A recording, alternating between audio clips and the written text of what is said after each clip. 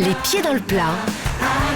Cyril Hanouna. Eh bien, Charlotte, j'ai appris sur vous que vous aviez une philosophie de vie qui vous amène souvent à faire des choses incroyables. Je m'explique. Quand il vous arrive quelque chose de triste, une petite galère, vous voulez immédiatement réaliser un acte incroyable pour que cette journée soit pas rattachée seulement à ce moment un petit peu galère de votre journée.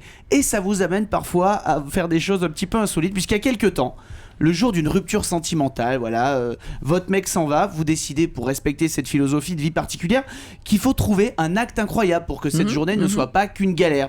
Donc, vous êtes dans la rue, vous dites tiens, je vais arrêter le premier taxi qui arrive, vous arrêtez le taxi s'arrête dans la rue, et vous lui racontez cette philosophie de vie.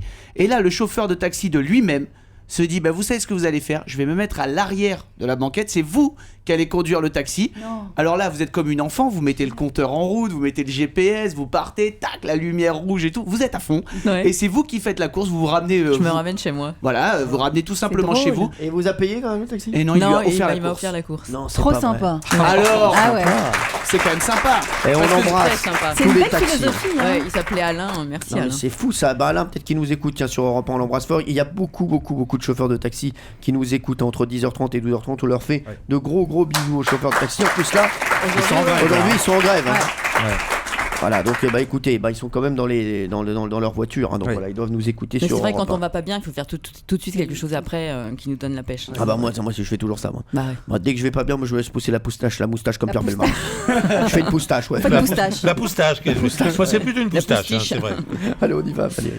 Alors Charlotte Landré, vous n'êtes pas vraiment une passionnée d'automobile, il paraît même que vous n'amenez jamais votre voiture en révision chez le garagiste, alors forcément, à un moment, ça casse. Et la dernière fois que vous êtes tombé en panne, c'était il y a quelques années, et c'était carrément au milieu de la place de l'Étoile à Paris.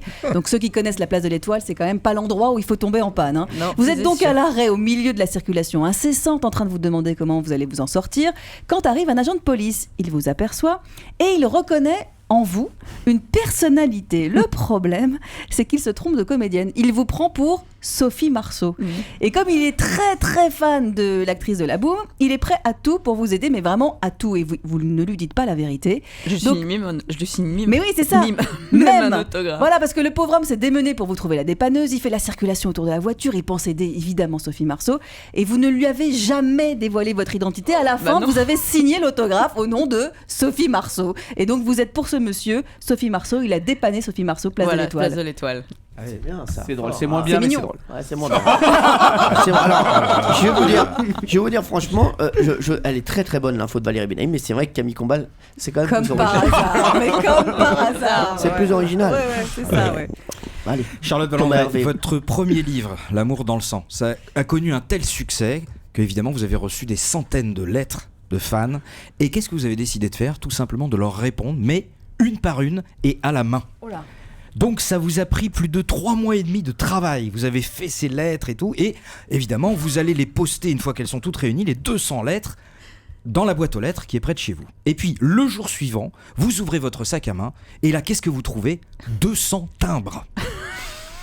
Et donc vous comprenez que les lettres que vous venez de poster hier, elles sont parties non timbrées. Donc évidemment tout de suite vous vous précipitez au bureau de poste pour essayer de les récupérer, de savoir si elles sont parties. Et malheureusement toutes les lettres étaient parties.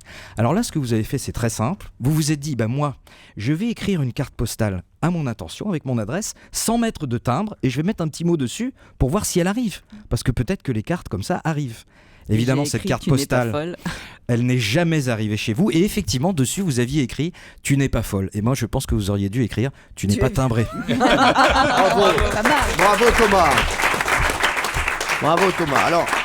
Alors on a eu 3 styles. Alors, Pierre, je vais résumer. On a eu une histoire exceptionnelle de Camille Combal, vraiment qui a travaillé d'arrache-pied pour avoir la meilleure histoire.